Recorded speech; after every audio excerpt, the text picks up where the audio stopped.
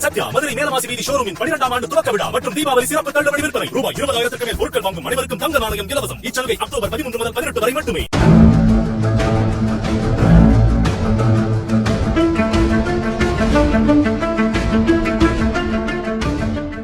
தமிழக பாஜக முன்னாள் மாநில தலைவர் அண்ணாமலையின் அறிக்கை. பல ஆண்டுகால கோரிக்கைக்கு பின் பள்ளிக்கல்வித்துறையில் ஆசிரியர்கள் உள்ளிட்ட தற்காலிக பணியிடங்களை நிரந்தர பணியிடங்களாக மாற்றி ஜனவரி 27 அரசாணை வெளியிட்டது திமுக அரசு. ஆனால் இந்த பணி நிரந்தரம் குறித்தவற்றை அரசு ஊழியர்களுக்கான IFHRMS சாப்ட்வேரில் இன்னும் திருத்தம் செய்யவில்லை.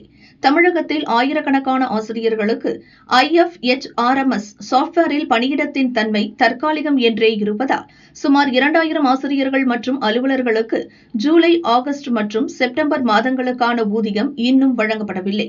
இதுகுறித்து மாவட்ட கல்வி அலுவலர், முதல்வர் தனிப்பிரிவு என பலமுறை கோரிக்கை மனு அனுப்பியும் இன்னும் தீர்வு கிடைக்காமல் தவிக்கின்றனர்.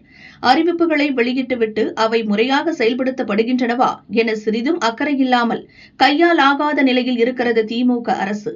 கல்வி அமைச்சரோ இன்னும் ரசிகர் மன்ற தலைவர் மனப்பான்மையில் இருந்து வெளியே வரவில்லை. தீபாவளி பண்டிகை நேரத்தில் ஆசிரியர் பெருமக்களுக்கு 3 மாதங்களாக ஊதியம் இல்லை. இது எவ்வளவு அசிங்கம் என்பதை முதல்வரும் கல்வி அமைச்சரும் உணர்வார்களா என அண்ணாமலை கேள்வி எழுப்பியுள்ளார்.